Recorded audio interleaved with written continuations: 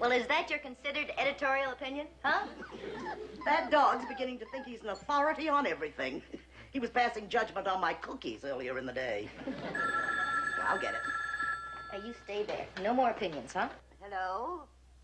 Well, I'll see if I can catch her. She just went out the door. You don't want to talk to Mrs. Post, do you? Well, of course I do. She's a perfectly nice woman, even if she is, shall we say, a little formal.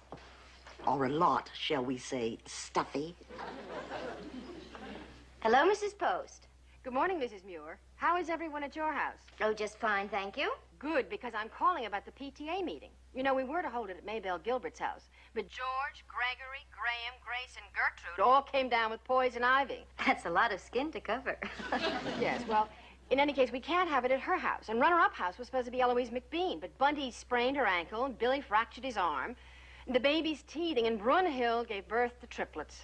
Triplets? They're Cocker Spaniel. So the McBean house is out, and you're in. Oh? I know you're glad of a chance to finally dispel some of the nonsensical ideas that some people have about Gull Cottage. Of course, I don't believe in ghosts myself. Of course not. And I'd be delighted to have the PTA ladies here.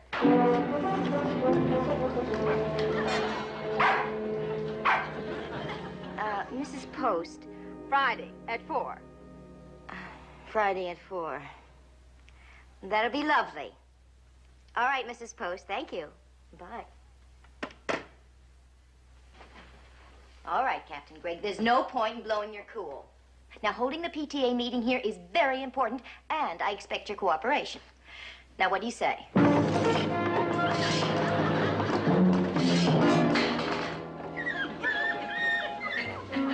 Certainly don't mince words.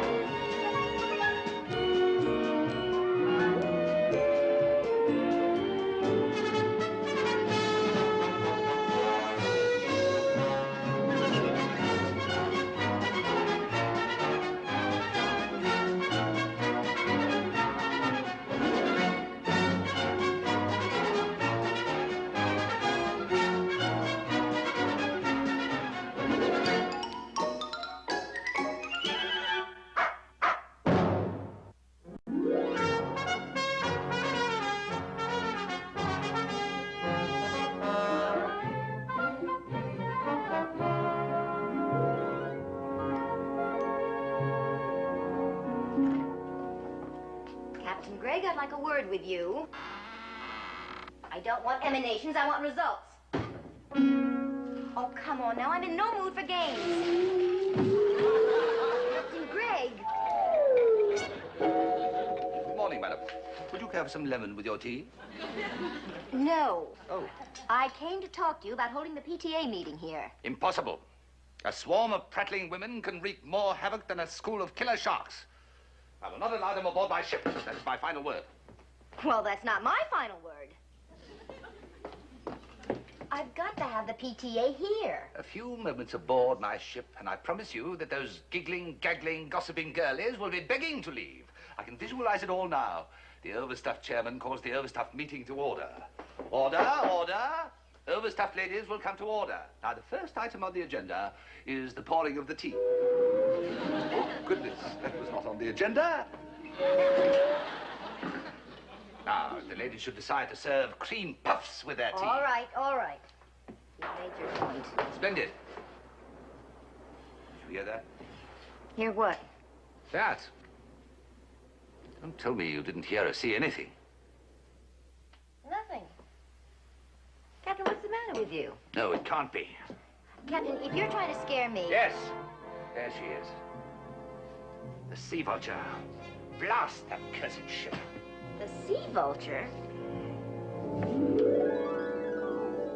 Well, there's no ship out there. None that you can see. It only makes its presence known to the likes of me. What do you mean? What is the Sea Vulture? Madam, I want your promise that you will never mention it again. But a ship that can only be seen... Promise. All right, I promise. You mean that? Yes. You really mean that? No.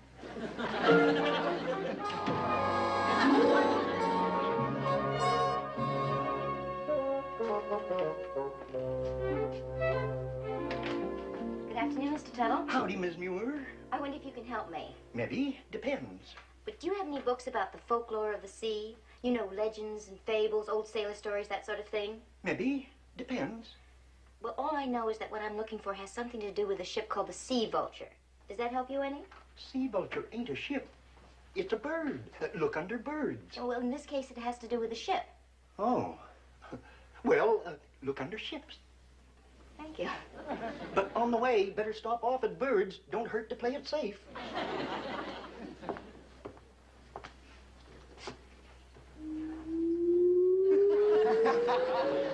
Captain, give me that book. Excuse me.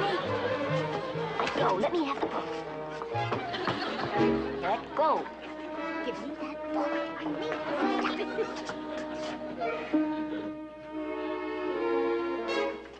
Captain. Captain, let go. Let me have the book.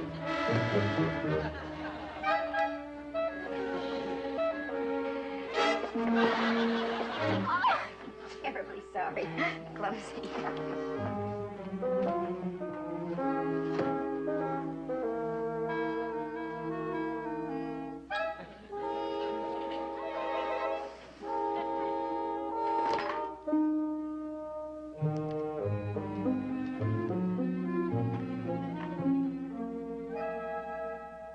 You must be getting a little weak, Captain.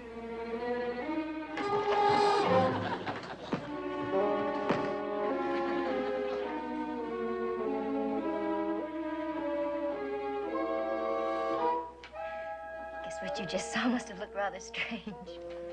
Guess if a book don't want to be read, it just don't want to be read.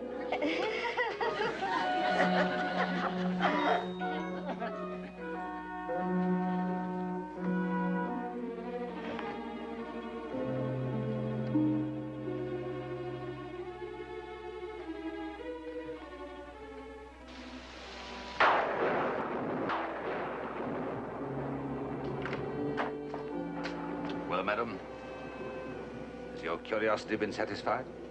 No, not entirely.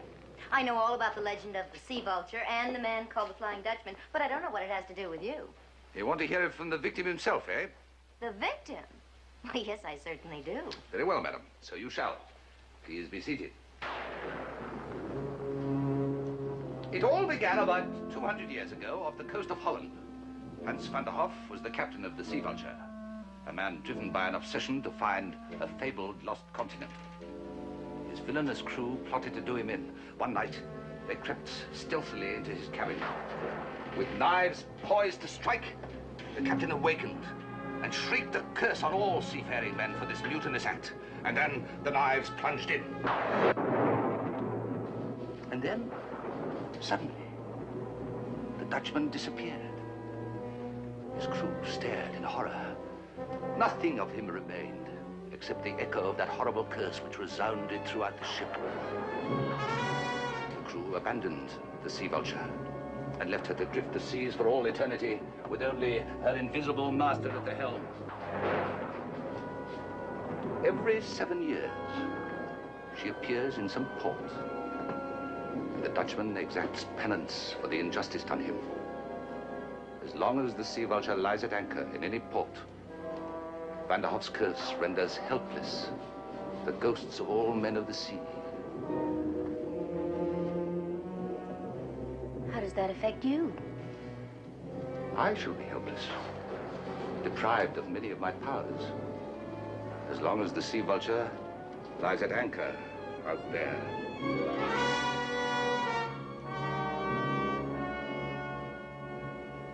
How long will she be there? Until she's whipped out to sea again by the celestial winds. And until then, you have no power at all? Oh, I wouldn't say no power. Can you move the teapot? Don't be ridiculous. Well, go on and try. No. Oh, come on. Oh, very well.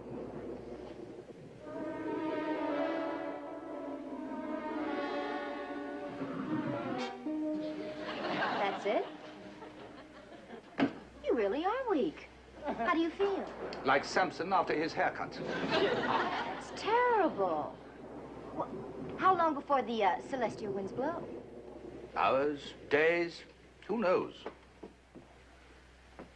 Well, then, someone could take advantage of you. Ah, yes, but it is part of the code of the sea that no gentleman would ever take advantage in a situation like this. Captain, I'm about to take advantage. Madam, you are no gentleman. Ah, but I am a parent, as in PTA. I forbid it. Madam, Friday at 4. I'll still scuttle you. Oh? Well, may I suggest that you practice on the teapot first, Samson?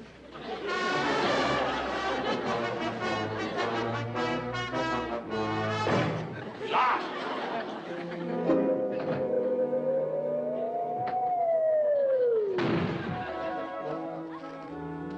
2 packages of these cookies should be enough for 8 ladies. Is Mrs. Post coming? Oh, I'm sure she's on the list. Then you better get 3 packages. She eats like an elephant. Candy, that's not a nice way to talk about Mrs. Post. I'm just telling it like it is. Candy? Remember her at the admission day picnic? Yeah, Well, she eats like an elephant. Oh, Jonathan, Candy, Martha, good morning. Oh, good morning, Claymore. I guess you're here for the special on chickens. I am, too. I'm a big chicken man. I can believe it. But just between us chickens, Claymore, we're picking up some snacks for a few hens. Oh. Mom got stuck with the PTA meeting. Aren't we the lucky ones?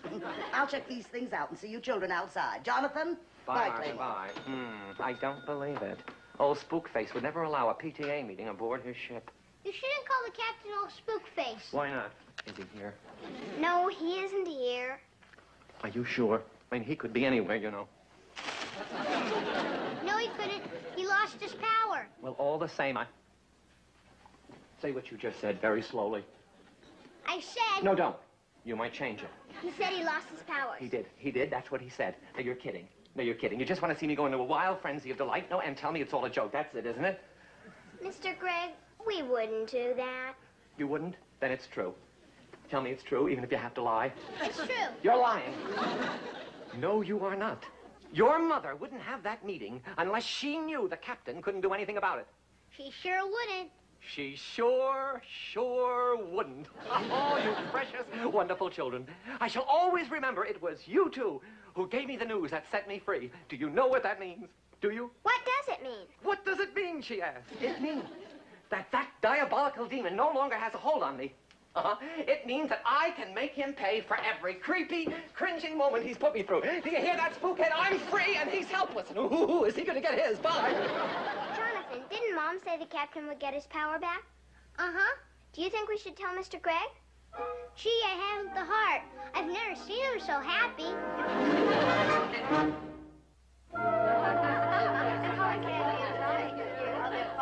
Won't you come in and make yourself comfortable? Oh, Mrs. Post. Mrs. Jenkins, how are you? So, this is the place we've heard so much about. Oh, it's only me. Nothing to be nervous about. Me? Nervous? Not at all. Why, I, for one, don't believe those silly stories for a moment, do I, Mrs. Ghost? Oh! Oh, won't you come inside and make yourselves comfortable? Lovely to see you. Oh, it's adorable. It's so cozy. It's not cozy, it's trim. Madam, this is my final warning. Either take your meeting elsewhere, or I'll conjure up a blinding thunderbolt that will send your guests scurrying away like frightened felines. Happy conjuring.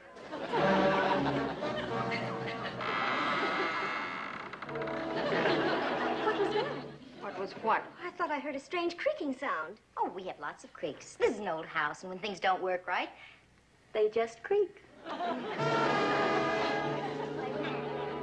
Good. Now, then, we all agree that Mrs. Beeman will be chairman of the cookie seance. Now, the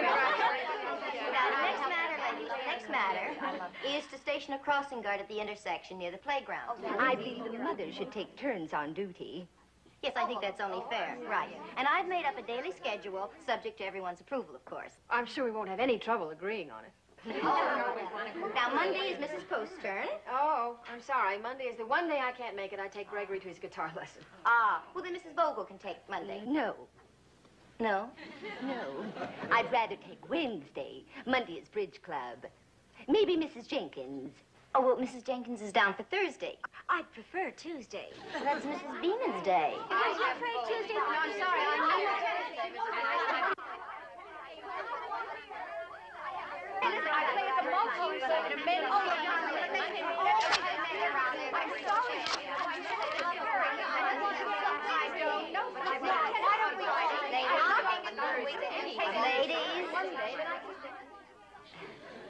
May I suggest that we go on to the discussion of the new playground? Now, the principal was good enough to send over a sketch of the proposed layout. If you'll excuse me, I'll just go and get it, and just help yourselves to some tea, all right? Oh, that's a good right back. Excuse me, Captain. Madam, I order you to clear my ship of these women. This is my final warning. Is this final warning more final than your previous final warning? Madam, don't underestimate me. In times of crisis, men have been known to perform superhuman feats, and I am a super spirit. Aye, aye, sir.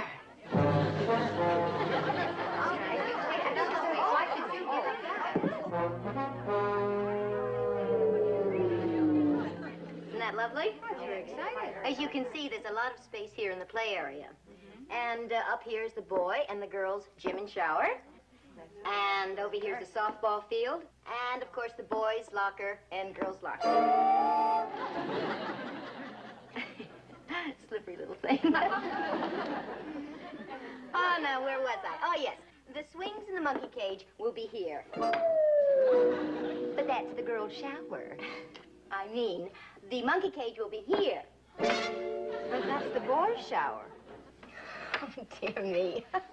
I think I'd better just study this for a minute. We wouldn't want the boys and the monkeys taking showers together, would we? My, but she's acting strangely. Well, it is the first meeting that she's held. She's probably just a little bit nervous. Give it to me. Captain Greg, give it to me. Sorry. I'm so clumsy. Now, the big question is, where do we put the swimming pool? Now, one possibility is right over here.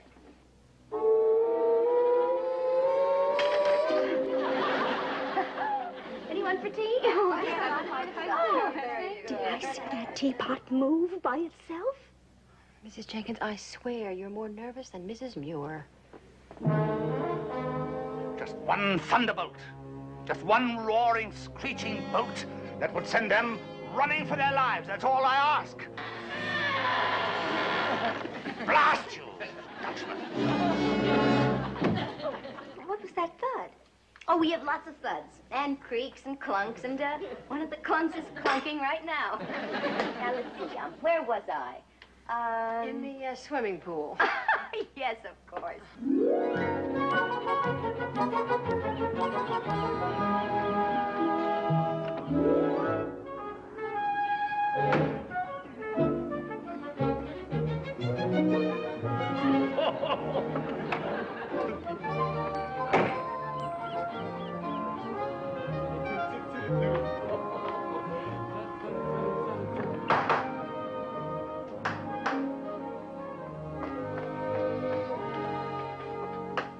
But Claymore.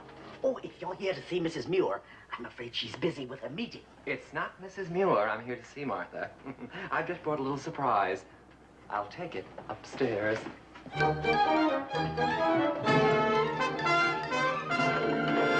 Ah, there you are. Who gave you permission to enter? I gave myself permission to enter. That's who. What do you think about that, old trick-or-treat? Why, you sniveling... You don't scare me. I know what happened. Lost your power, didn't you? Big old fire and thunder is nothing but a little pop gun now. Isn't that right, Spookface? Woohoo! I've always wanted to do that. Now watch. The other way. You take your grubby paws off my equipment and get out of my cabin. Your equipment, your cabin, this is my house. It's checkout time, spooky. Save your 140-year-old breath. Oh, have I got a real goodie for you? I'm going to sell that horrible sourpuss portrait of yours. You what? You heard it, Charlie. There's going to be a new face over the old mantle tonight. This is an ancestor on my beloved mother's side. Uh-huh. Uh-huh, look at it. I may even put a little shrine under it. Take that miserable portrait and your miserable hide and get out of here before I... Before you what? Pull one of your little ghosties? Go ahead. Be my guest. Is that it? Is that the best you can do? A little whoosh of wind? Oh, please, Captain, I do better than that every time I exhale. The wind. A little puff may be all the wind I'll need, Larry.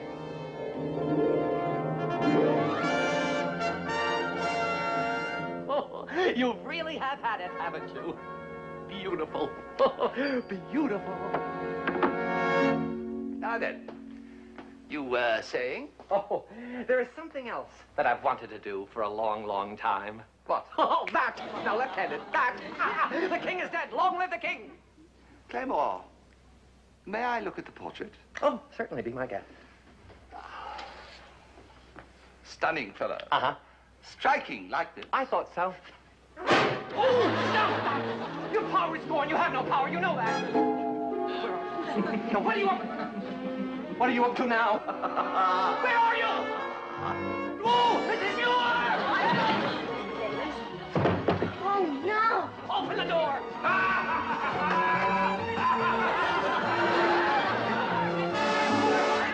Please don't stop in the hole. Please don't. Watch the wall.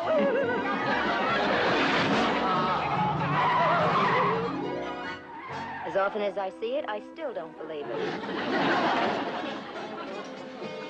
Never count on the celestial winds, dear lady. They're as fickle as the winds of time. My, it feels good to be able to stride through walls again. All right, Captain, get on with it. Get on with it. Turning my meeting into a shambles. What's it going to be this time? Thunder, lightning, ghosts at 40 paces? This meeting means a great deal to you, doesn't it? A great deal. But you can't understand. You've never been a parent. With a P as in PTA? No, madam. The nearest I've ever come to a family is now. Well, I suppose if you have to put up with those babbling women, I must too. You know, Captain, at times you become almost human. You know, at times, madam, I wish I were. But see that they're out of here by 5 o'clock.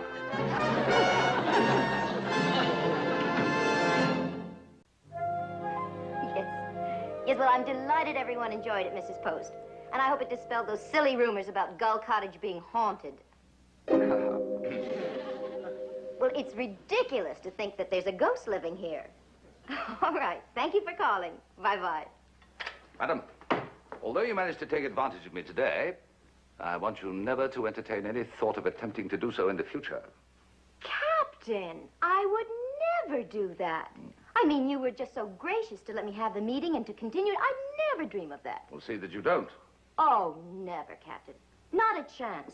I would no more dream of doing that or anything like that in flight. I mean, those ladies just had such a...